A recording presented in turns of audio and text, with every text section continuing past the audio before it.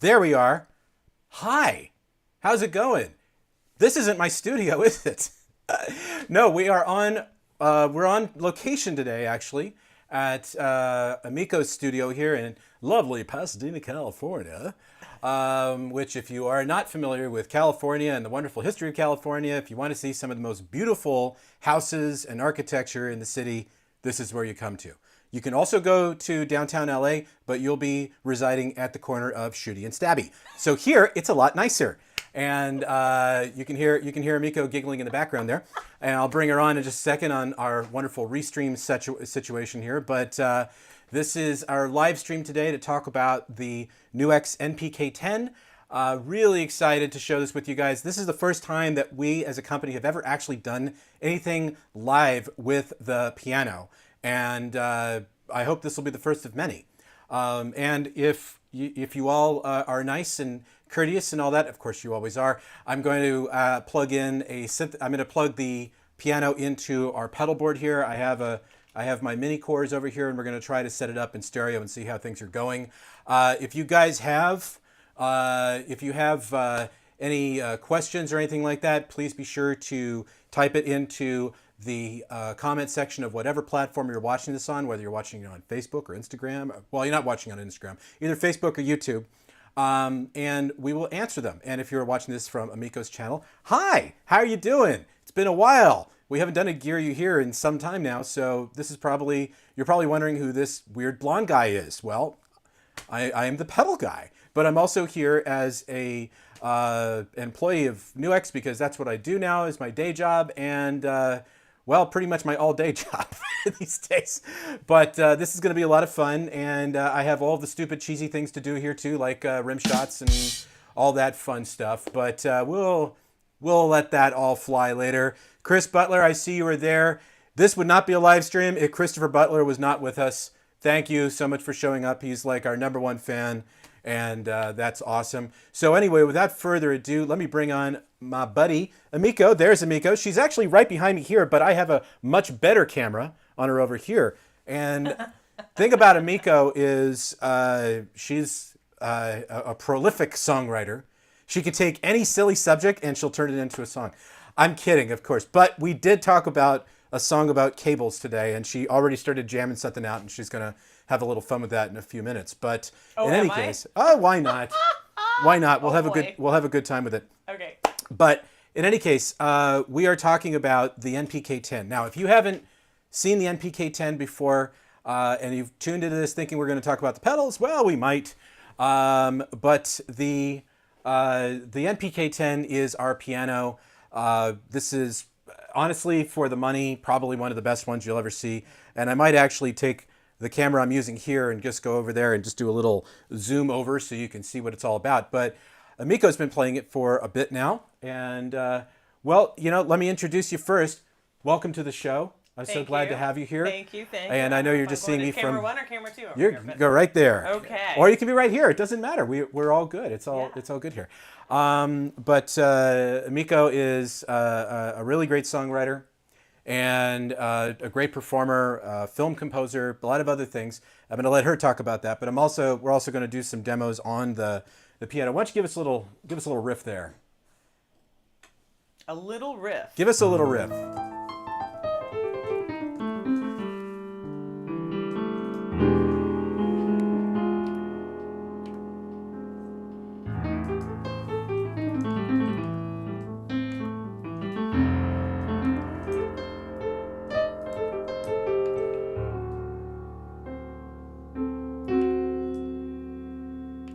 There we go.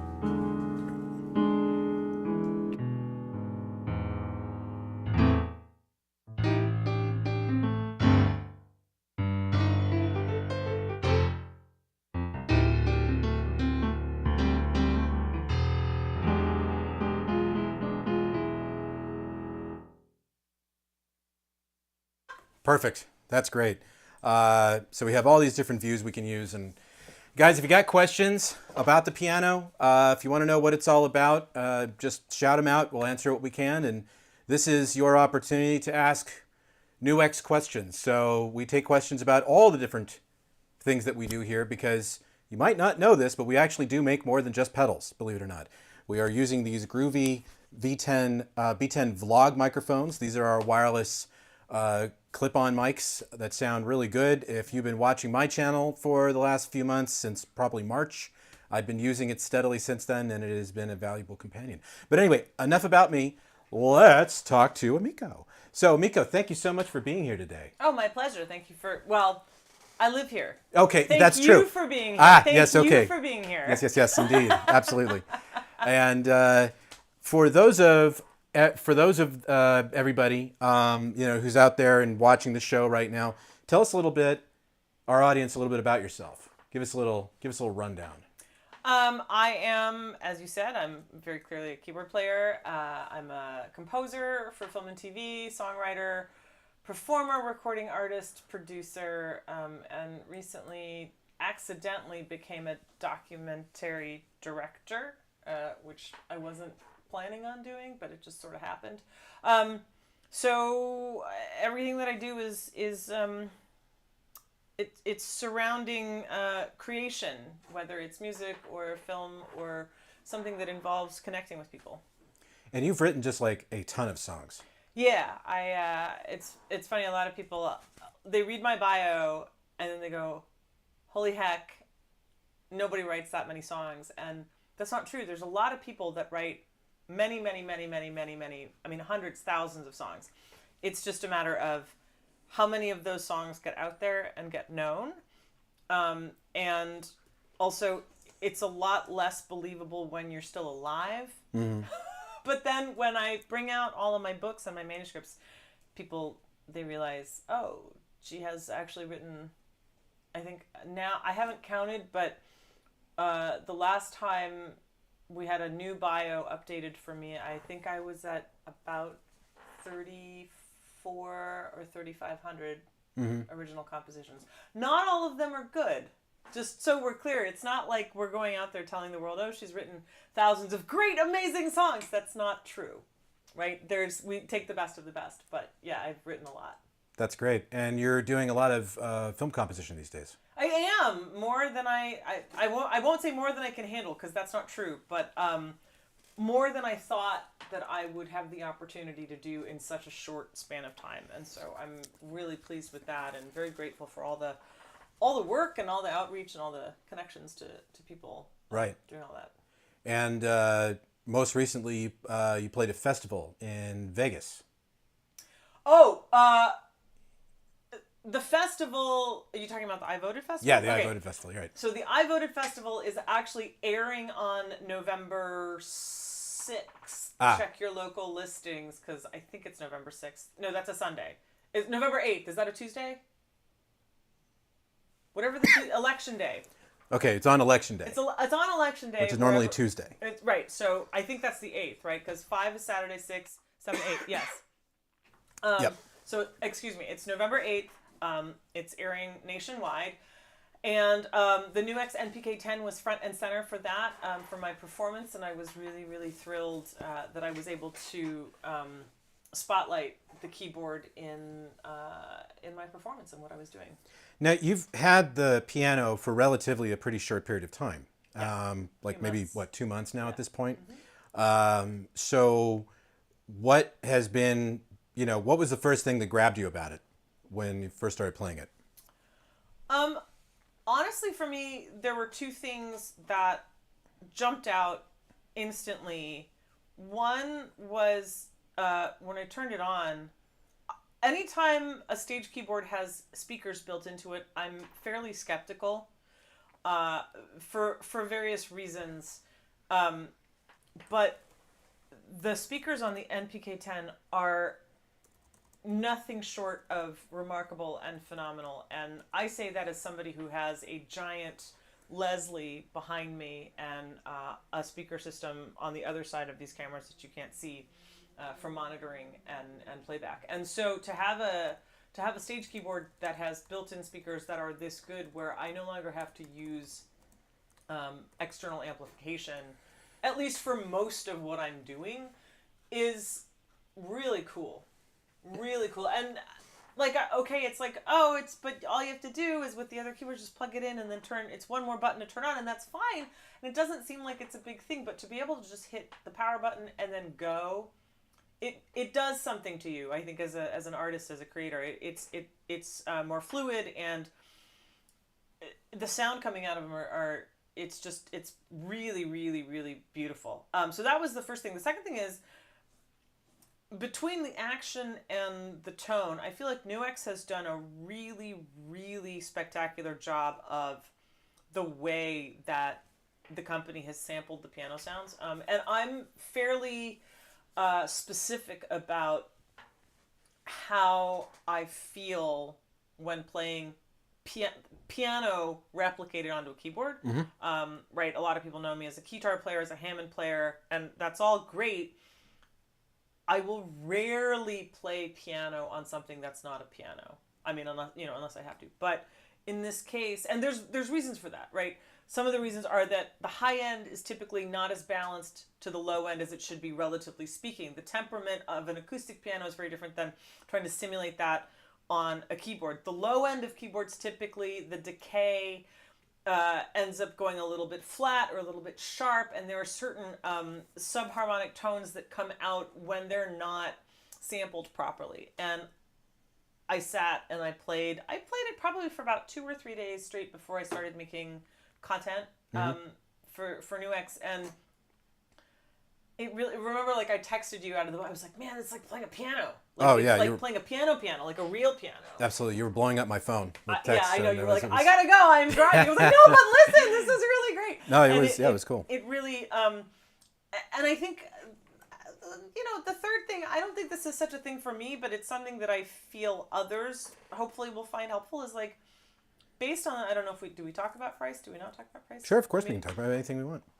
It's our show. Not just for the price that these features are remarkable and spectacular, but for any price. I feel like this really, the quality of the sound sampling of the piano sound specifically, the speakers, I just think they surpass its price point by a lot. And, that's a big deal. Not to mention it's 88 keys. Yes.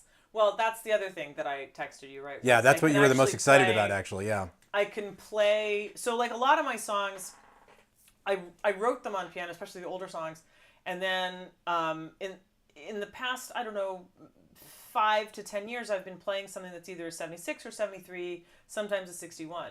And so I've had to readapt the way that I play and the way that I perform. And it's fine, like I can do it, but there's really nothing like being able to spread out and play it the way that I wrote it, play it the way that I intended, and fully express that. And the NPK-10 gives me the ability to do that. So sure, it's very cool. So it'd be like in guitar terms, like if I was used to playing a 24 fret, then I had to go back to the traditional 21. Yeah. I miss those 3 frets. You miss them. You do, or sometimes even like playing one of those travel guitars, right? The backpackers that are good Lord, yeah, super short neck. Yeah. And then you're like, well, I might as well play a ukulele at that point. I mean, it's I've got one of those coming, by the way. Not really? the traveler guitar, but I got one of the Steinbergers, the little spirits. Okay. I got one of those coming. It was supposed to be here in time, so I could say, hey guys, I'm cool now. I got a guitar from the 80s. But nevertheless, it didn't show up in time. By the way, you might not know this, but we actually have a third component here to our show, which of course is our trusty doggy here, Victoria, one of the cutest pit bulls you'll ever meet. And there you have it. So this is a real child. Yes, she's very hardworking indeed. But so many great things are going on. That sounds like then for you and for the career and all that. And I think that's wonderful. Thank you. Thank you. And the really funny thing is, when I first joined the company, just my own personal thing. When I first joined the company, I didn't think about pianos too much, because I've been doing the pedal guy for so many years. Right, so it's been rah guitars all the way. Right. Although some of my most popular videos were I used pedals and synths together, but not piano.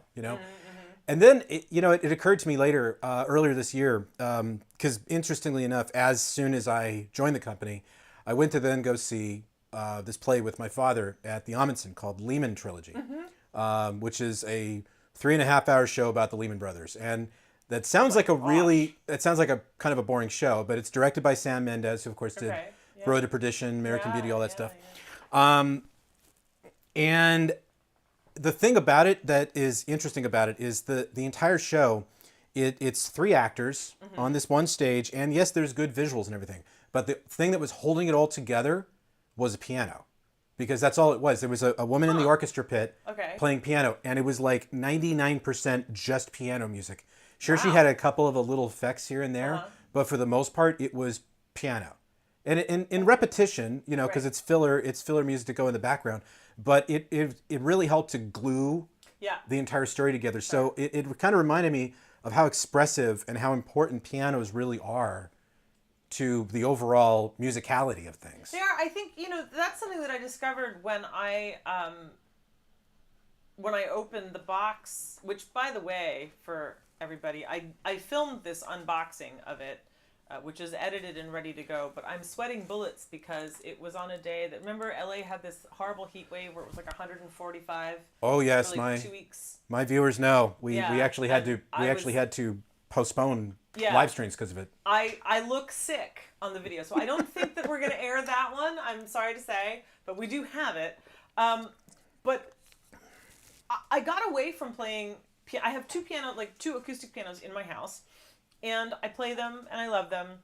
But I got away from playing piano on keyboards for a long time, because piano for me is an instrument that I think, like, I like to feel joy when I play it. Right. And I didn't have that for a while. Not that there's anything wrong with the piano sounds on the other keyboards that I play, but just, you know, whatever. Sure. It's fine.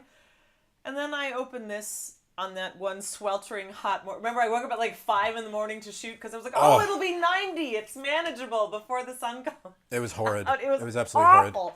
Oh my gosh. And it just, I think the best thing I can say about it is the NPK-10 just brings me joy. It brings me so much joy to play as pianist, as going back to, now piano technically is my second instrument. My first was harpsichord, but it really just brings it all home for me, and I just dig it so much. Right on. Well, how about we take a listen to it? So what I like to do in my demos is I always like to kill the mics, so we can just hear the piano by itself, so people can enjoy the sound of it. Sure. If you wouldn't mind just giving us some chordage there, I'm going to mute the mics and let's go to it.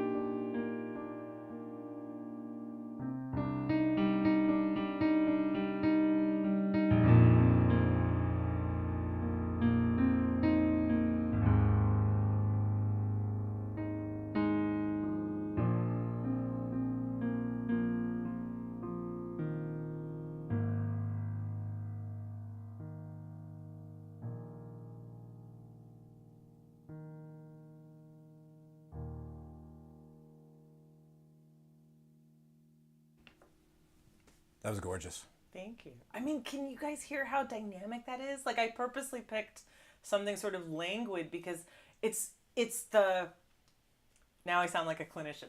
It's the it's really the sustain, right? And the arc of the sustain, like every note that can I play while the mic's on? Yeah, of Is it course, okay? by all means. Like typically you'd hear this on another keyboard and it starts to go like it just starts to die, right? It starts to wilt, and this doesn't do that. I mean, it does it at the end the way that an acoustic piano would. And so the distance and the depth of it is so stunning. And you don't have to work hard. Here's the thing, like you don't have to adjust your technique to play it. You just play it the way that you play piano, the way that God intended. You just play it, and then you enjoy. That's right. And it's fun. So it's the magic of DSP. That's the thing. The DSP that we put into the NPK-10 is top shelf stuff. I mean, that's the thing about us that that you guys out there may not know about us is that we and by the way, we're focusing on you more than me because you're much more photogenic than I am. The reality about our products that maybe people don't understand or know at least is that we actually build everything in our own factory. Now the chip, we license that, but everything is actually assembled and QC'd and everything in our own factory in China before it goes out. So this is one of the things that does make it different about NUX as opposed to like the other manufacturers. And by the way, I might add, and this is a shameless plug, and I'll just say this because we are here, that Emiko's studio, the house here, is actually right next door to the Pasadena Guitar Center. I mean, literally. Now you're telling people where I live. Literally, well. They don't know which direction it's in. Yeah, you don't know. You don't know which direction it's in. But I'll put it this way: I can throw a rock not that hard, and I can hit the store. Yeah. So it's kind of cool because if you're in North America and you're looking for products, guess what? Go to your local GC because it's there. We got like 7 of them there, and we're kicking butt with it. So I'm pretty happy about that. But anyway, okay, that's a shameless plug. But I do like me some shameless plugs. And I do love the way we can just do all these scene changes and everything here in Restream. Yeah, they're very cool. It is cool, isn't it?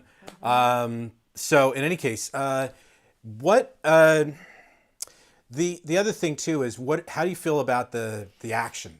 Because weighted keys is always kind of a double-edged sword. It's almost like spicing food, when you're cooking. Yeah. That sometimes people just don't get the balance quite right as far as getting those weighted keys right. Yeah. So I'm wondering if you might give us a quick demo of like just a single note. Just give us kind of a dynamic range of how it comes through. So like one of the biggest things about weighted keys, I think, especially simulated weighted keys, and this is true of acoustic pianos too, like different hammer action on different piano makers, right?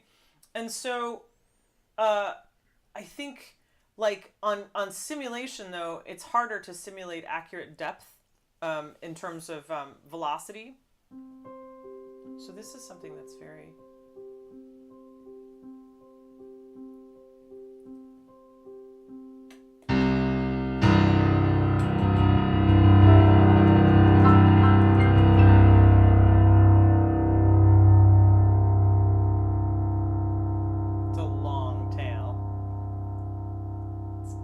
That's good. Really good. It's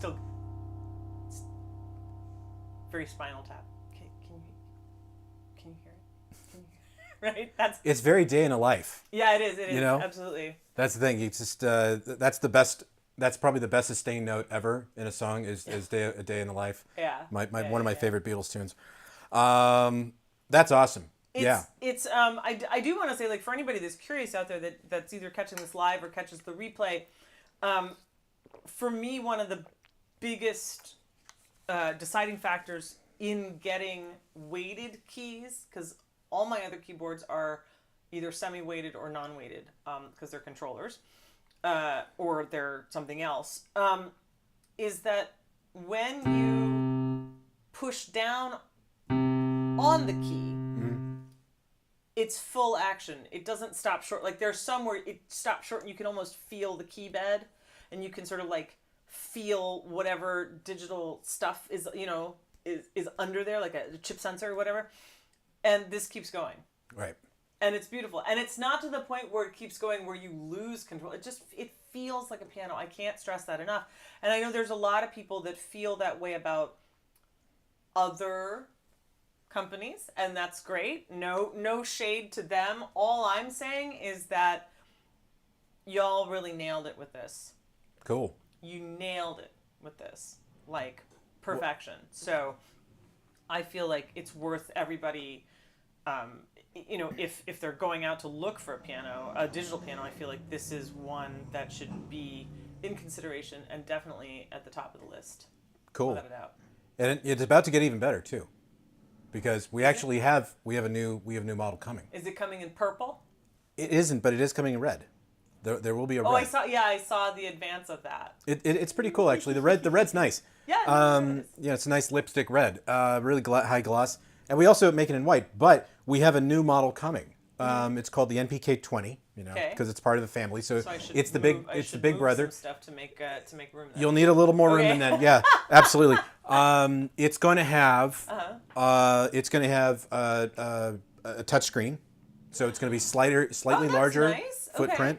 Okay. It's going to have a microphone input as well, and it's going to have effects for the microphone input, so that you can sing along. Yeah. Okay. So you can make it as your digital performance piano as well, so you can actually plug in and go. So let me ask you a question though. The vocal is coming out of the internal speakers. Yes.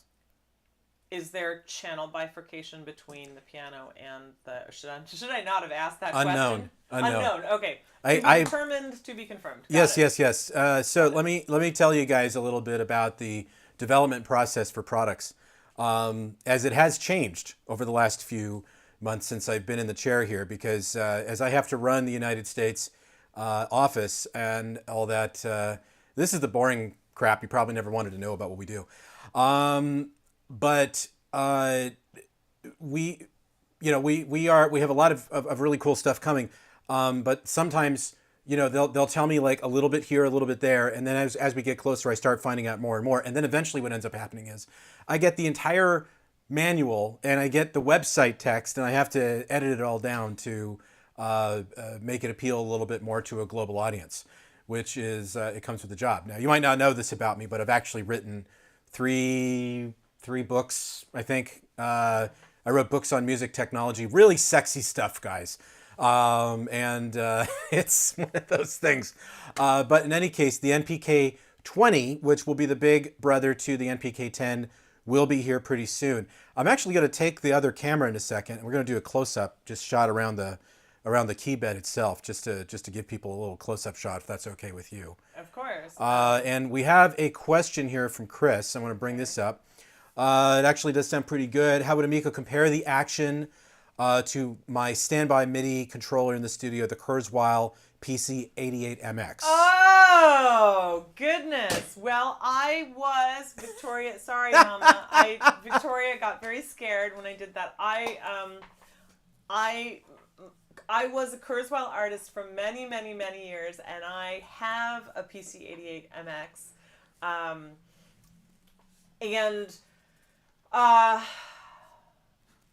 It's different, and I think so. That's a really good question. I think that let's see here.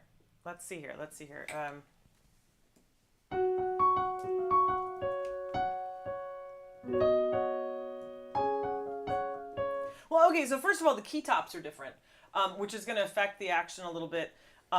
These have sort of a, I don't want to call it grainy because that's not the right word, but they're really good. You have to experience the key tops on the NPK-10. I think that the NPK-10 has a much more authentic piano-centric action than the PC88MX. No shade to Kurzweil at all, because they were very instrumental. Haha, no pun intended. In giving me my stuff. Is that where you hit the rim shot? Oh yes, sorry. Yeah, there it is. Okay. There we go. Timing is everything, man. Come on. Yes, I know. Well, I didn't give you the applause. I have the applause too. Oh goodness. Yes. But I feel like the NPK-10 has a little bit more realistic piano action than the Kurzweil, but that's also because the Kurzweil has to contend with the fact that, right, the PC88MX is a workhorse and it's a workstation keyboard, so it has a lot more that it has to do. So action has to be mitigated in a different way. this really allows you to play piano as a pianist. And so while under normal circumstances, I think a lot of people would want to look for an all-in-one, I feel like anybody who has piano at the center or near center of what they're doing, the NPK-10 is definitely the way to go. Because I was afraid, like, my whole wall, one whole wall of my studio is just keyboard central. And I was like, great, another one. Who's coming out of rotation, right? But I'm so glad that I have this one because I'm able to do an experience and create so many things differently. And it affects your mindset as a creator as well. I think to have the right action, the right feeling of the keys, the right velocity, everything. So good question, but I think it's definitely worth exploring the NPK-10 action. I just think it's a bit more authentic, but that's just my take on it. There you go. And Christopher also, he wrote afterwards, I love the PC-88 MX. I don't use any of the internal sounds at this point. And he also wrote another bit after that. The PC-88 is also a freaking battleship. Yes. And replacing the button battery was fun. Oh, I don't envy you. I have it's an old issue of Keyboard Magazine in which I think they have a picture of me bench pressing the PC-88 MX because it's so heavy. And that was like a running joke internally at Kurzweil for a while. But anyway, that aside, the other thing, the NPK-10 is not 9 billion pounds. It's sturdy and it's maneuverable and it's very, what's the word I'm looking for? It's light enough to move, but sturdy enough where if you sneeze, it's not going to blow away. Does that make sense? That makes sense. And I'm going to actually take the camera here. This is the other camera. We will try to keep this family friendly. And there's Victoria right there. Hi, Victoria. How you doing? She's camera shy. Oh, no, she isn't. Not. No, she isn't. There she is. Hello, darling. How are you? Also see here. Dropped the phone there. So let's pick that up. Are you going to sit down? Are you waiting for your close-up, Mama? So here we go. I'm going to actually have to come back over here. And this is the magic. This is the magic of using extension cables with our USB plugs, so we can actually see what's going on here. I really should have vacuumed. Oh. That's okay. Well, it's going to be upside down, but you can see for yourself what's going on here. So it's a pretty simple layout, and of course you have a metronome and all that fun stuff, and a mixer, and then in the back here we have. Well, you might want to move out of the way right there for 1 second. Family friendly, remember? We have our expression pedal input right there. We have a USB port, auxiliary input. We have our left and right, of course, the power. Let's see, there's something going on the front of it too, right? Oh yeah, on this side. Yep. There's the headphone. Well, I can just tell them the headphone jack is here. Yeah, the headphone jack, right? So.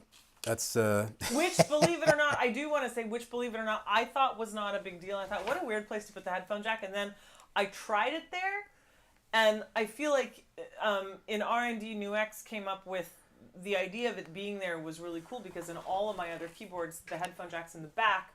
And so then you have to contend with the wire sort of dangling over the front and going around and then right. But this way it's right where you need it to be, and little things like that make all the difference in the world in terms of a smoother workflow. And if you're in the middle of something that's high pressure, or if you're in the middle of something that's very creatively flowing, you don't want to interrupt that with cable management.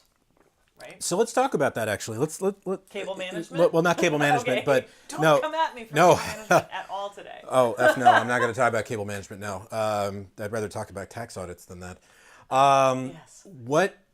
Okay, so take us through the creative process for you when you're creating a song, when you're starting to compose. Either what's your go-to first steps? Let's say you're composing a new song. Or if you're composing for, I'm putting you on the spot here. That's okay. Or let's say composing for film. Or something along those lines. What are your first steps? Well, my composition process for film and TV is very different than my songwriting process. Okay. So, choose one. Well, I I can better demonstrate the songwriting process than I can talk about it. The film process is easier to speak about than demonstrate. So you pick. Let's say film composition. Okay. So normally what'll happen... Okay, go ahead. Make yourself right at home there. Victoria has just plopped herself right down next to me, so I can't... She does have kind of Vulcan ears there, She doesn't has she? there's a subbreed of pit bull called the bat ear. Ah. And so she's a bat-eared, they call it a bat-eared American bulldog. Okay, so in film, I will normally get a work print, which is, for those that are unfamiliar with that term, it's the picture lock of whatever scene or episode or whatever it is that I'm working on at that moment in the production. And the best part, I have to say, is... I want to tell the story if I may. Please go right ahead. So fun. It's funny to me. We'll find out if it's funny in real life. I was working on a movie starring Tom Sizemore called The Praetorian, and it's this great thriller, psychological thriller about sort of a warrior that has to basically fight the, for lack of, I'm oversimplifying. He has to fight the devil. But anyway, and keeps showing up in different ways. And at one point there's a scene with like what appears to be their drug lords or mafioso or criminals or anyway. And the director sent me the work print for it, and they got the big like machine guns and all these crazy, I mean, real, serious gruesome violence is happening, but there's the ADR hasn't come in and the VFX hadn't been put in yet. So you literally saw these machine guns and these actors going, like, because they had to do something with it, right? And then you saw somebody like dive across and be like, no! But there's nothing there. And what you realize is music has so much impact on film and television. And so when I start with something, especially if it's high action, the first thing I do is make sure that there's enough space between what I'm inspired to write and whatever effects are coming in. Mm-hmm. Number one, because I could write some monstrous, really cool orchestral thing and then they kick it back to me and go, no, because we've got battleship sounds and helicopters and you have to make room for that. And I go, oh, well, there goes my idea. So I'll sit with the work print. I'll watch it for a few days until I start to hear something. Sometimes I hear it right away. Sometimes I don't, and I'll just have to keep watching it. And then gradually, like, I'll be doing the dishes, I'll be walking my dog, and then something will seep into my brain as I'm playing the scene back. And it's like, and it's great because it really is the opportunity to create it from the ground up at that moment and say, well, what does it make me feel? What does that action make me feel? And how do I want to convey that musically? And then I'll sit down at the NPK-10, as of 60 days ago, and I'll start plunking shameless out. Plug. No, but it's true though. Like, and start plunking stuff out, and so that's where it starts, and then all of that gets transferred into orchestration and programming and whatever else that has to happen. So that's usually how I'll start film or TV scoring. Sure, is in that way. Everybody that I've ever spoken to that's done film work. They all have their own way of going about it. Like Christopher Young, met him. I interviewed him a few years ago for Keyboard Magazine. Yep. And by the way, since it is Halloween, that's a really awesome studio to be in because he has Halloween masks everywhere, and it is a spooky, scary place to be, but it's a lot of fun. Now, Christopher Young, if you're not aware who he is, Hellraiser is probably one of his better known compositions, along with, I don't know, he did that really awful movie where they drilled to the center of the earth, the core. He did that one. I mean, the music was good, the movie sucked, although I do like schlocky sci-fi, but he actually just starts with a pen and paper, is what he said, back in the day, which I found that to be pretty interesting.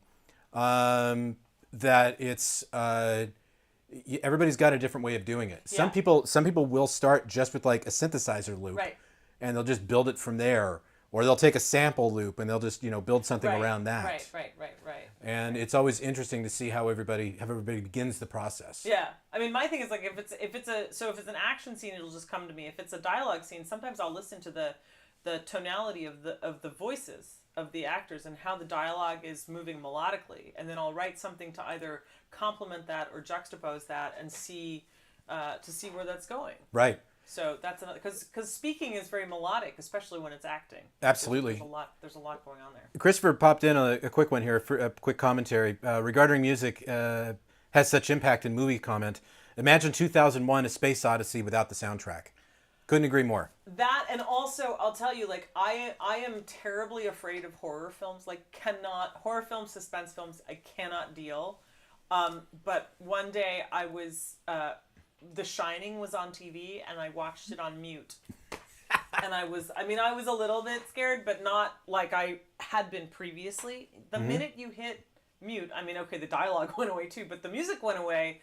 And that's the thing that does it, right? It really, it speaks to the, I think to the most primal part of the human being in terms of like their sensory awareness. Sure. And how they're, internalizing how they're perceiving what's about to happen, right? So there's a lot of intricacies in music that people don't realize. I couldn't agree more. Wendy Carlos's score for that movie, it's all classical. It's not like it's not like it's anything she wrote. Right. But the synthesizer work she did in that movie and in, of course, Clockwork Orange. Yes. Those movies would not have nearly been as impactful. Yeah. If it wasn't for the music, because that was the other thing about Kubrick, and we were talking about Kubrick early, and I'm a huge fan of his movies, and The Shining is a really good example of that. Is that it is, at its essence, is it a gory movie? No. Right. Is it a spooky as F ghost story? You better believe it. Right. It follows you. Absolutely. I'm getting goosebumps just thinking about it. And I'm going to throw this out to everybody out there who's watching right now. What is your favorite Halloween movie? Because we are now obviously in the throes of Halloween. Right. We're only a couple of days away. I know that I'm saving the newest Halloween movie. I'm actually saving that now to watch on Halloween. It's sitting on Peacock for me to watch, because I do love me some Michael Myers. Not Mike Myers, Michael Myers. The other Myers, the first one. And it's, we talked about, all my love of horror films, and my parents honestly thought there was something a little wrong with me at the time. They were right to a certain degree. But regardless of that, Hellraiser, of course, all those other things were really great. If you are, I know I said this on last week's stream, but if you are a fan of those kind of films, I know you're not, Emiko, I know you're not. But if you're a fan of those kind of movies, let me just say, for the people who are holding out on watching Hellraiser, don't. Mwah! It is, the new one they just released is fantastic. Really one of the best ones. But what is your favorite Halloween movie, or your favorite scary movie?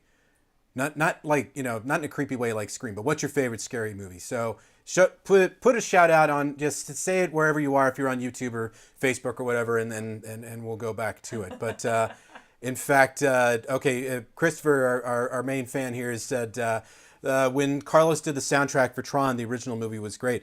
Oh, I couldn't agree more. The Tron was the first movie that my father actually got a movie credit on back in the 80s.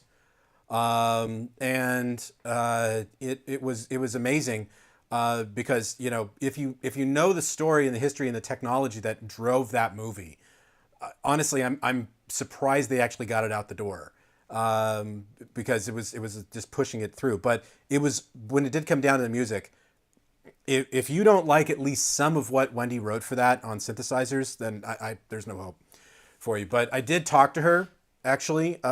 This is a funny side story. You'll like this. I did talk to her at AES back in 1999, if you can remember all the way back there. Goodness.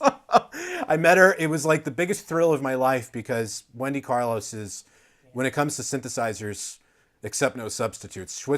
If you're a synthesist and you don't have a copy of Switched On Bach in your library, you're not really a synthesist. You need to go get that immediately. So buy it, download it. Well, buy it, because everybody needs to get paid. Stream it. Well, yeah, stream it. Don't stream it. Buy it. Buy it. She talked about that movie in particular because, like A Night at the Opera by Queen, the master tapes for Tron had become so deteriorated that they had to bake them in the oven. Have you heard this story before, Emiko? Yeah. Okay, so because we had to, and I do have a side story what there we go. Sorry, didn't mean to do that. Side story to that, but I won't talk about it here. But what you do in that situation is you actually have to bake the tape at a low temperature for I believe about 48 hours, and then you have one chance to pass it into the computer, and then that's it. The tape deteriorates, and that's all she wrote, kids. And that's what they had to do to remaster that particular movie soundtrack.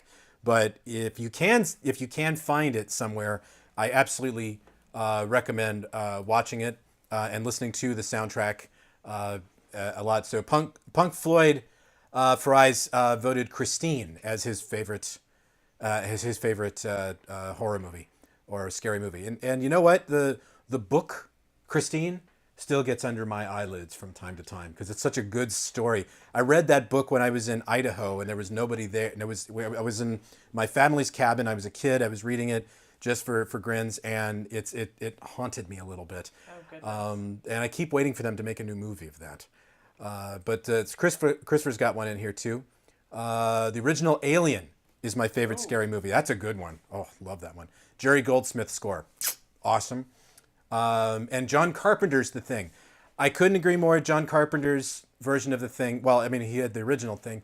Much better. The first thing. The first thing. There actually was another one. Second thing. But but his was just amazing. Kurt Russell. It was a great score and a great movie. And that remake they made a few years ago was god awful. We have another one here. I'm reading these off because this is all about the community and everything. The Exorcist, which of course is fantastic, and Fright Night, the original one. Funny story about The Exorcist, because I asked this actually last week, is so Matthew, I'll ask you this question. Have you watched the remastered version of The Exorcist, or are we talking about the original mix? And the remastered one, they remastered it in surround, and they put a whole bunch of new subliminal images in with the demon and the spider walk scene that was deleted from the original mix or the original take. Okay, so am I freaking you out yet? Well, no, it's just making me realize that there's one scary thing that I did complete, and they did make it into a movie, but I never saw the movie. I read the book. Which one? It's called Cabinet of Curiosities. Yeah, it just came out on Netflix. Well, they've done a couple different versions of it. Oh, okay, but okay. I read this book when I was on a snorkeling trip in Bonaire. Right. And there's this, oh God, I'm gonna get freaked out if I talk about the scene. I was reading it because the one, I was with a group of people, one particular person I was with, I just didn't want to be around them, and I was like, I'll just put my nose in any book I can find, and I went, oh, this looks good. Oh, so that's the one you got. And that's the one I got. All right. There's a scene in the book where they're on to the killer. They're on to the guy, and no spoilers if you haven't read the book, but basically he's got somebody strapped to some sort of a gurney or operating table or whatever. And what's been happening is that he's been taking people's spinal fluid Yum. yeah, tasty.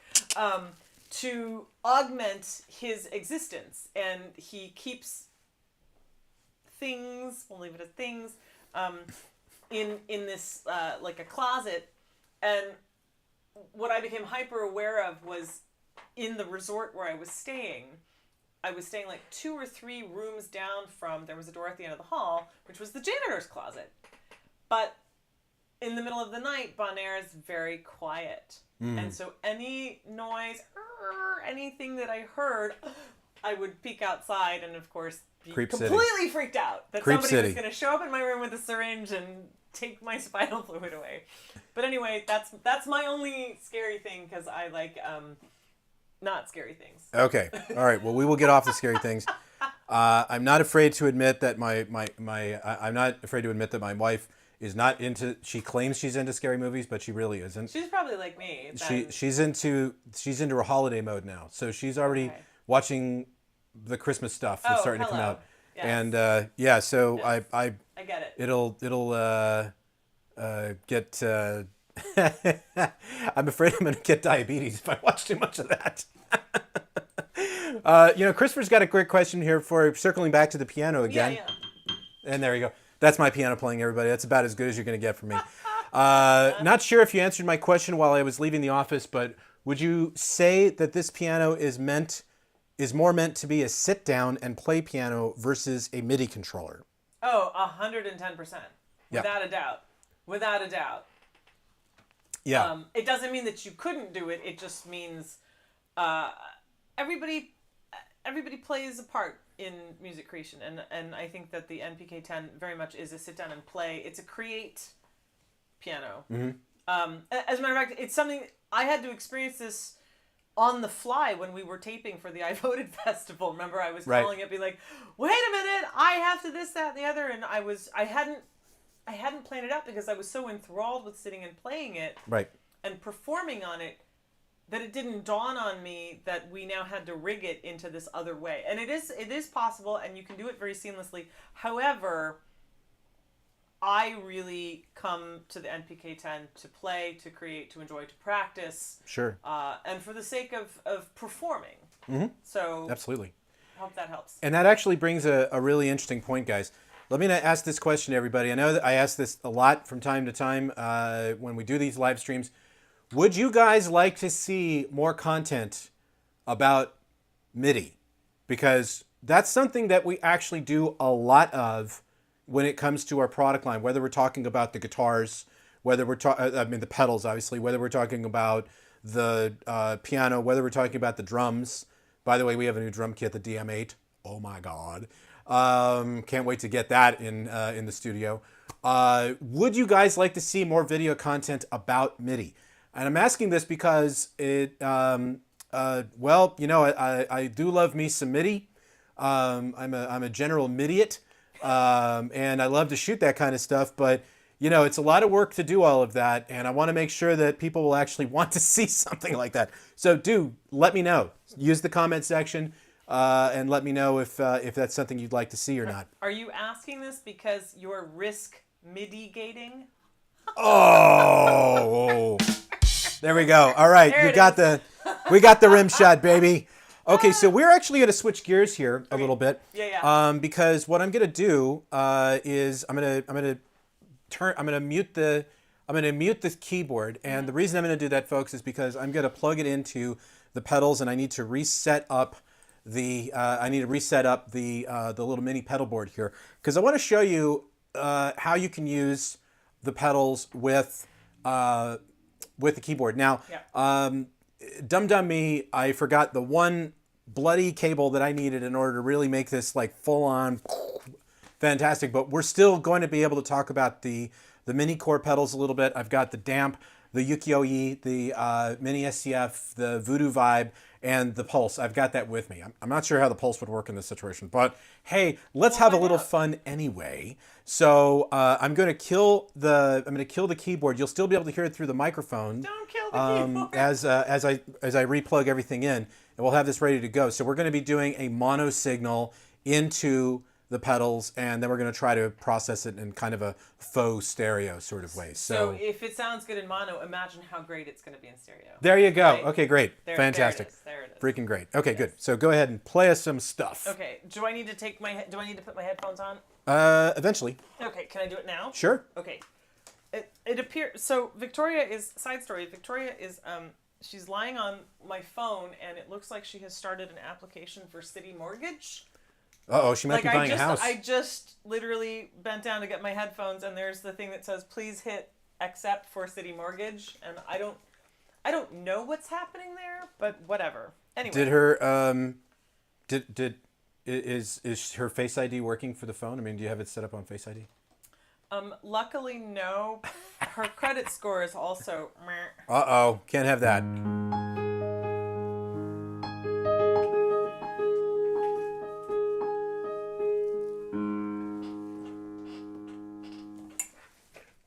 Just keep playing. Oh, keep playing. Okay. Yep. I was like, what?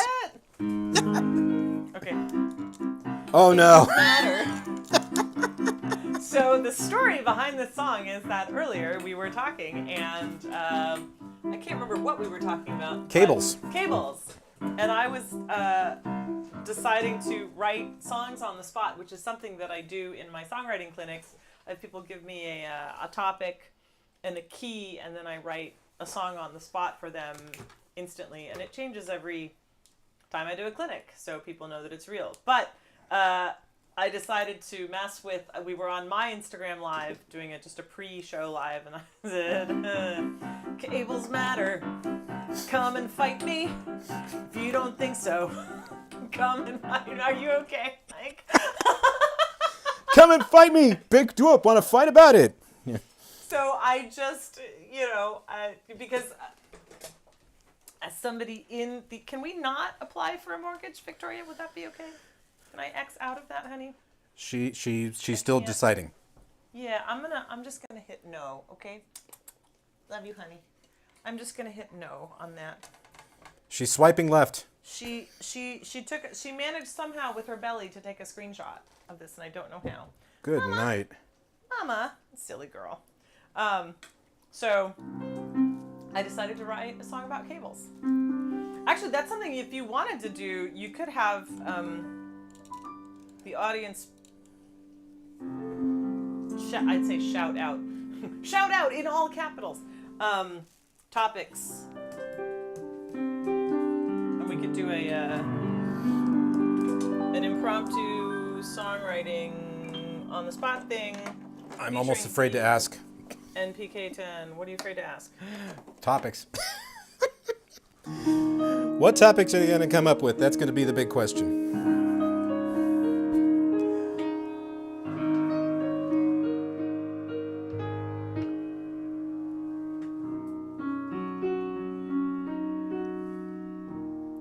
Don't be afraid.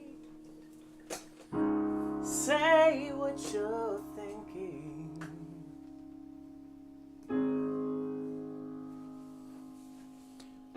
Let's see. We have a couple of things here, real quick. A couple of questions. So let's see. Stalin Paul wrote something in Spanish. Paul, if you could rewrite that in English, that'd be a big help. Then I can answer the question. Also, Japanese is acceptable. Japanese is acceptable too. Yes. Okay. And Christopher, of course, said, "Tell me you forgot the insert cable." Well, close. Let's see. We'll work with that. But anyway, let me switch the cameras around here. Not that we don't want to see our lovely Emiko, but I'm going to show you the setup we got here. So what I've got, and this is kind of impromptu, guys, so I will apologize in advance for the crappy camera work here, but that's... when you're on location, you get what you get. Now you don't have to see my mug, but you can still hear me speak. So what we've got here is we've got the Pulse mini core, we've got the Voodoo Vibe mini core, we've got the Super mini chorus, the Ukiyo-E, and the Damp. Now, if you joined us last week during our live stream, I took you through this with guitar, and today what we're going to try to do is we are going to try to do this with the piano. Why? Because we can. I can have a little fun with it. So this will require a little bit of work. For example, let me tell you how this is all set up so you understand how stereo works. You need to use tip ring sleeve cables in order to make this work. Now, if a perfect world, if I remember the stupid adapter that I was supposed to remember, we would have an insert TRS cable going into the input of the Pulse here and then keep the entire thing stereo all the way to the end. And on the end, the buzz there you heard, we've got a TRS going out that's going into the mixer. So I can't reach the mixer, by the way, which is why you're hearing all the buzz. Otherwise, I would have probably killed all that. Let's see if we have any questions while I'm getting this set up. Nope. No more questions. That's good. Okay. Ooh. Oh, that's going to be fun. Okay, that's going to be good. That's going to be good. But what we will do is we'll talk about how to set these up in stereo, because that's the other thing. So check this out, Emiko. You might not know this about the products. Mm-hmm. So we do try to take a lot of the guesswork out of what we do. Yeah. Okay. And in saying that, what I mean is we look at the side of the pedal, and it actually tells you how to change it from buffer bypass to true bypass, how to change it from mono to stereo. That's awesome. Yeah, so we really do try to take the guesswork out of it. So I'm going to take you guys through how to do that very quickly. It's quite simple. Um, okay, there was a question. Christopher, I see your question. I will try to answer it in the next couple of minutes here, but here's how you go from mono to stereo. So very simple. A lot of our products are like this. So if you want to go from true bypass to buffered bypass, you hold the foot switch down while you plug it in, and you're going into, in this case, it's red, which means that we are in true bypass, which is where you do want to be. If you want it in a buffered bypass, hold down that foot switch, plug it in again, and it's now going to blink green, meaning you are now in buffered bypass. So I'm going to go back to true bypass because I'm a true bypass sort of guy. And there we go. Now the other thing is we use the button here at the top, and this will allow us to toggle between stereo and mono. So if it is in blue, that means you're in mono. If it's in red, that means you're in stereo. So what we do is we hold down, I know it's a little hard to see here, but bear with me, everybody. We hold down the button there while we plug it in, and it starts flashing red. We're now in stereo. So the pulse is now set to stereo. Let me see if we can actually see everything in focus here, because that would probably help just a touch, don't you think? Do cables matter? Cables matter. Come and fight me. Okay. Of course they matter. Of course they do. All right. Yep, that looks pretty good. Okay, so let me see if I can answer Christopher's question here real quick. Christopher wrote, Scott, I would assume to really do the stereo demo, you would need 2 1/4-inch insert cables and a few tip ring sleeve patch cables. Yeah, that's exactly what I'm using, Christopher. I'm using TRS cables to connect all of the pedals together. So every patch cable you're looking at, these are all TRS cables. So you'd want a TRS going in, TRS, TRS, TRS, TRS, and then out TRS. So we need to then go in and turn these all into, well, I'm not going to pull that out. We don't need to do that. But let's go ahead and turn these all into stereo. So let's unplug, replug back in while holding down the little button here. Okay, starts blinking red. There we go. It is in stereo. This is the exciting time of demoing, everybody. All right, we're getting there. We're getting there. Okay, we're in stereo there. I believe this is already, the damp is already set in stereo.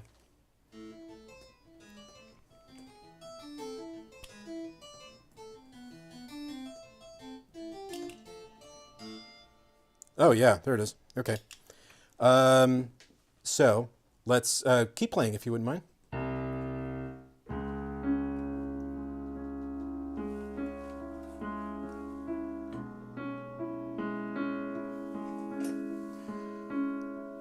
Okay, well, let's see. We don't appear to be in stereo here. Buzz, buzz. Yeah, I know. Let's see if I can trick this into doing what I need it to do. Go ahead.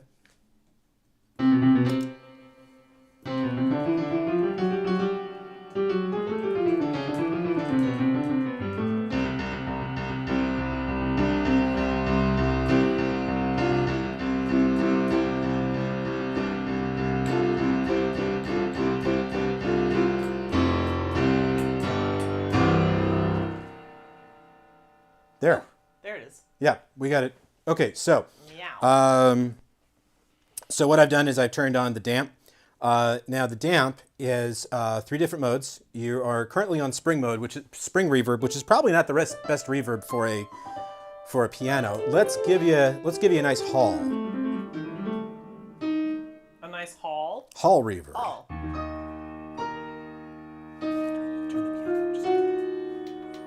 And what I'll do is I'll also kill the microphones here.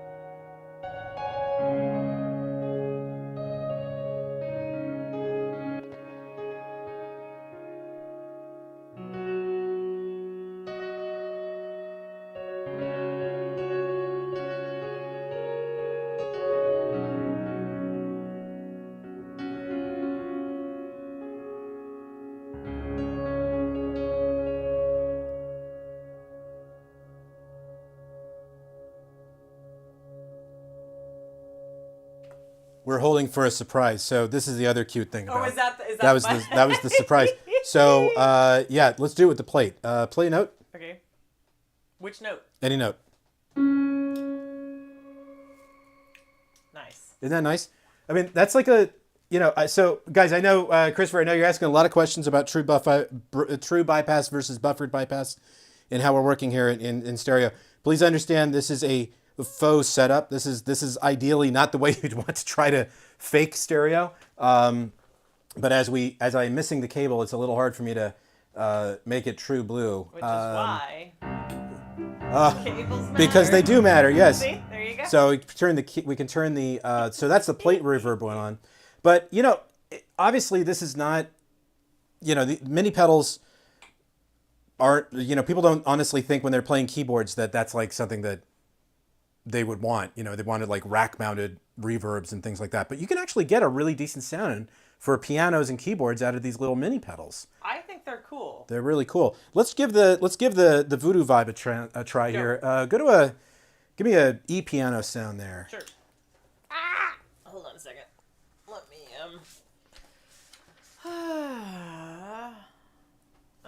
That's what I thought. Okay. That's not it. I lied. That's not it. What did I just do? Or maybe that was it. That's a synthesizer Maury sound. I was gonna say, hold on a second. I have, believe it or not, the trusty manual here. No. That's your E piano. You're playing something. Legit. Yeah, man. Oh no, I lied. I'm just kidding. That's what. Yeah. It's like that ain't no. What was that I was that ain't no E piano I ever heard. But damn. Well, not bad. It could have been some sort of broken Wurlitzer. Yeah, there you go. Broken Wurlitzer. I was wondering, but hey, you know what? That synth bass that was a synth bass, and it sounds very good. All right. So we're gonna go ahead and switch it on over to buffered bypass and see what that kind of what will result in there. So here we are in buffered bypass mode now, but we are in stereo. So let me turn the pedal on. Good.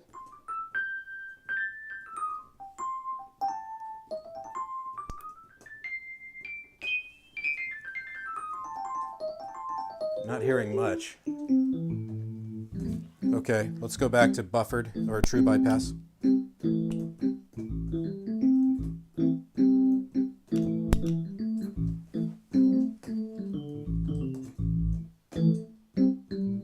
Well, now we're just getting one signal. We're getting one signal here, and it is panned. Well, you know what? Let's just go ahead and just go mono on this one then. Okay. So we'll do that. So I'll turn the... Oh, that's interesting. Okay. Nope, we're good. We're good. Okay. Yeah, okay. Well, that gives us kind of a faux stereo sound there.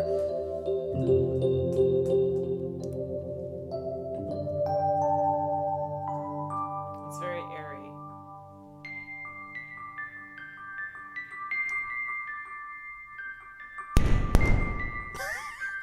I don't know what that was, but okay. That was your Eventide something from 1983 or 84 There we go. on a drum.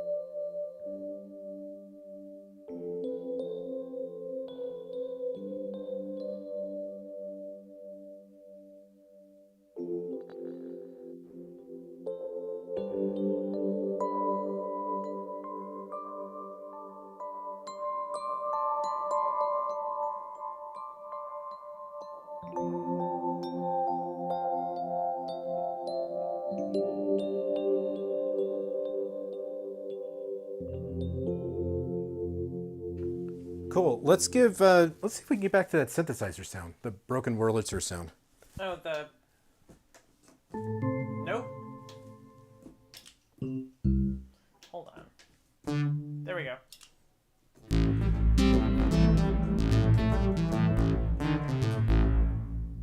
There we go.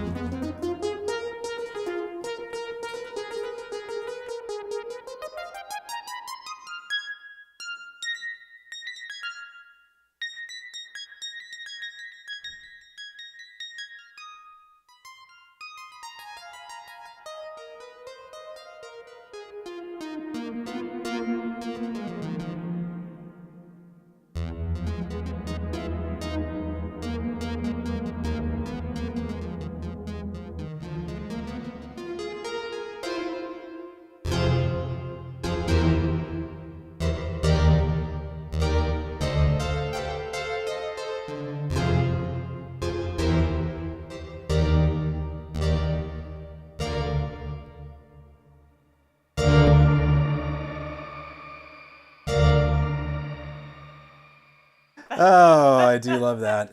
Okay. Let's see if we can get something. Ooh, that was nice. Let's see if we can get. It's very Halloween-y. I would sample that and use it in a soundtrack. In a heartbeat, I would sample that. Oh, that would be fun, wouldn't Totally. it? So here's the super mini chorus. Let's see if we can get something going with that.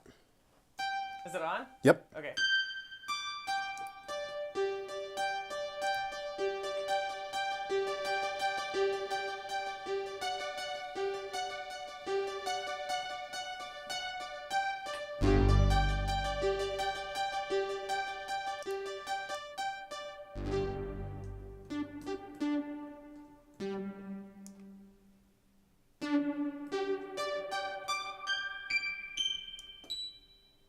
So I'm on pitch modulation here. Interesting.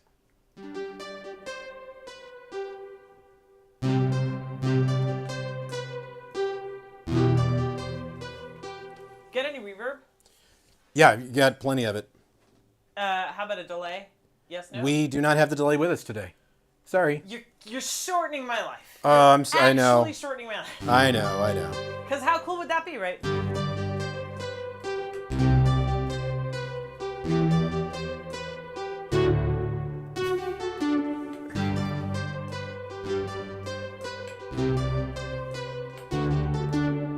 That'd be dope.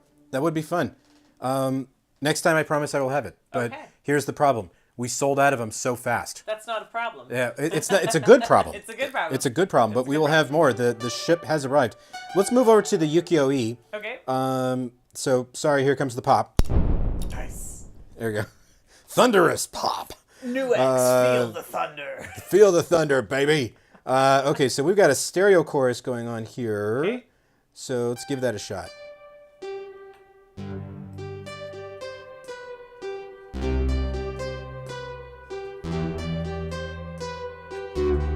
So this is kind of neat. I'll tell you what's happening right now. Mm-hmm. Like, I'm hearing that in my head, right? And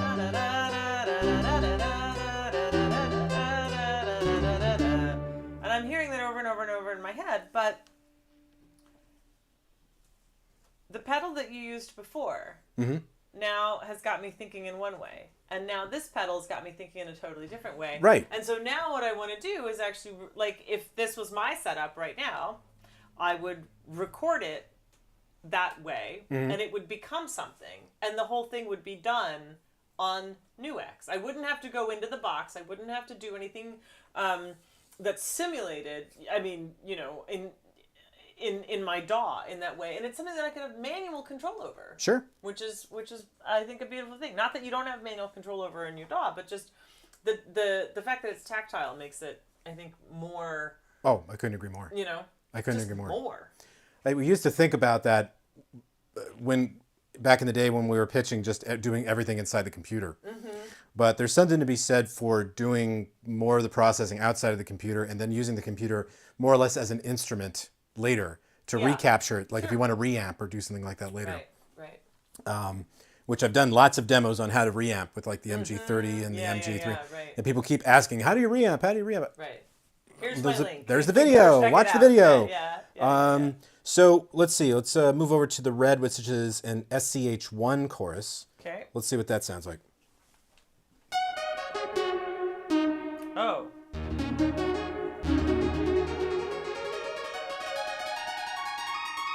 So you know what's cool about that one?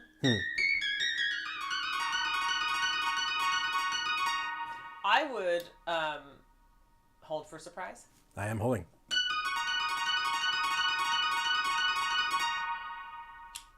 What a surprise. What a surprise. So for this one, I would actually run this through now this is not a NUX product, but I would run that NUX pedal through with my guitar. Yeah, why not? And I would throw a heck of a lot I would maximize the portamento on that and make some ridiculous wavy thing.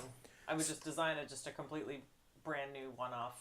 I'm going to ask a quick question to our audience out there. Who wants to see the guitar? We can't plug it in and use it, but you got to see the guitars. Both of them are here today, which is rare. Normally one is in Las Vegas, but they're both here in my custody today. All right. So let us know if you want to see it. We'll get that out and we'll switch cameras so you can check that thing out. It's not like these aren't normal guitars the way that people think that these are two custom guitars. They're the only two in the world that exist that are like this. Awesome. And she might actually do the same thing with the NPK-10 eventually. As soon as you get me one in purple. Oh, there you go.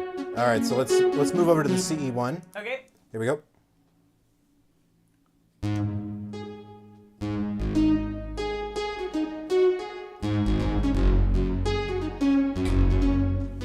Nice. Yeah, I like that.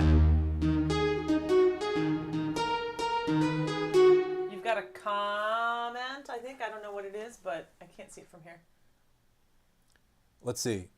What was it? Have Emiko play a tune or a part of a tune on the piano. Okay, try piano tune. Okay, yeah. Try piano tune. Great.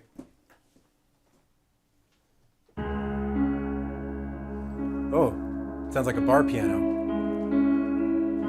Beethoven did spend most of his time drinking. That he did. How's that? There you go. Is that?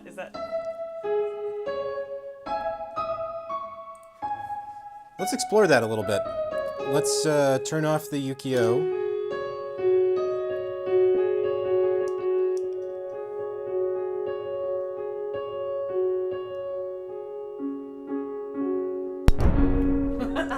Sorry. The thunder. The thunder. I think you just found like the sound bite for NUX for all the live live with NUX.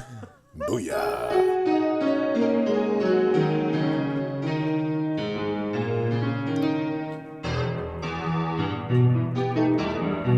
Goodness.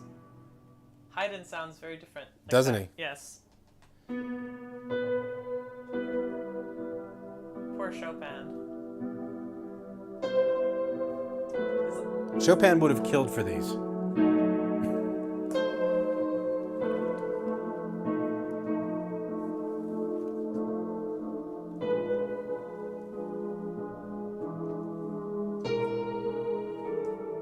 This is all right. That's cool.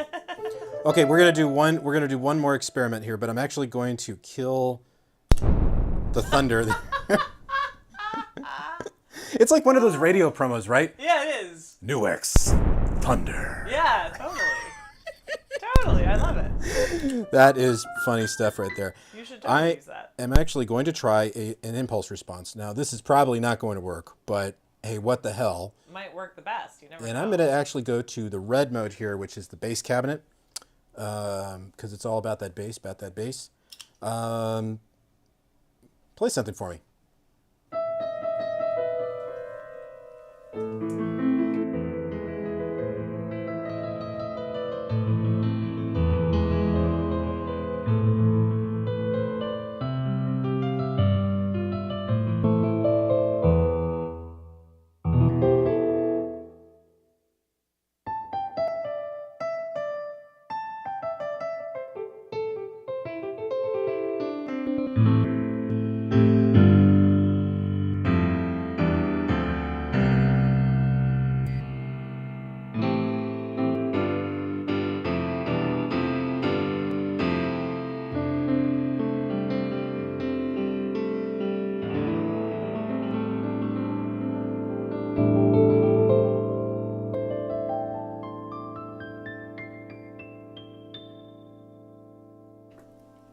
Yeah, there we go.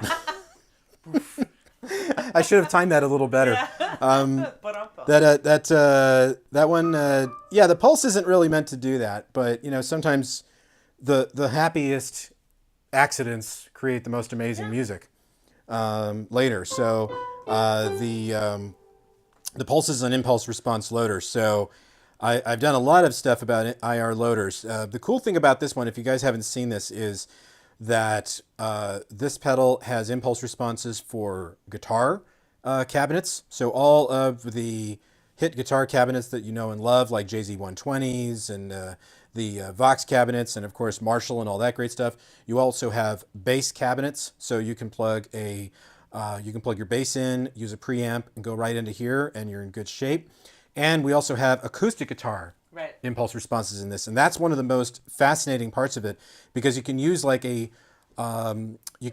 preamp if you want to, an acoustic guitar preamp, go into this, and you can literally make or you can actually just go directly into the pulse. I've done that with the Mini Studio, which was the previous version of this, and you can make it sound like an acoustic guitar. Nice. So you can plug an electric in and make it sound like an acoustic. Or if you happen to be, if you happen to be one of those people that has like a beginner acoustic guitar, but you want to make it sound like a Martin, you can do that. Right. Yeah. Which is hot. I mean, it's one of the coolest things. But what I actually found is really great about this, and the really cool thing about this is that the space knob really works, and it actually becomes a reverb of its own. Oh, that's nice. And that dictates how much space is going away from the cabinet, between the microphone and the cabinet speaker itself. But in any case, it doesn't quite work for pianos, but the damp reverb is absolutely working. I think the Ukiyo-E sounds really good here. I dug it. Yeah. I think that sounds exceptional. Play us a little bit more on the Ukiyo-E there real quick.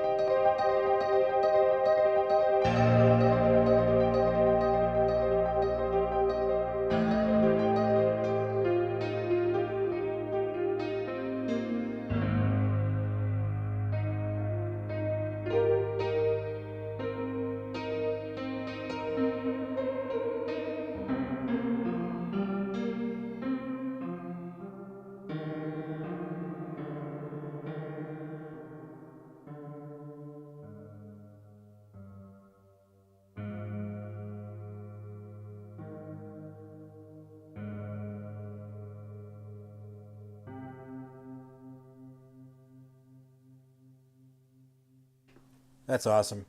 I do love using pedals with keys. It's so much fun. And we should probably explore that a little bit more at some point in the future. But it is in about an hour and a half here on a Friday. So if you guys have any last minute questions, let me switch the camera here because that looks much better than the other way. Those pedals are pretty hot. They are pretty hot. They are pretty hot. And when I was looking at these, I was like, I wasn't sure how people would take the look of it, because it definitely goes away from what the original, the previous versions of these were, like the Consequent and the Oceanic and all that. But I've come to just find I just love the way these look, and I kind of love the candy look.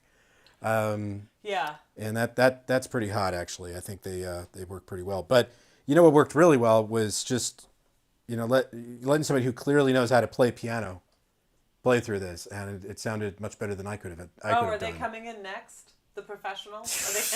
Are they here? Are they parked now? Is that what's happening? That's for you. No, but we also have.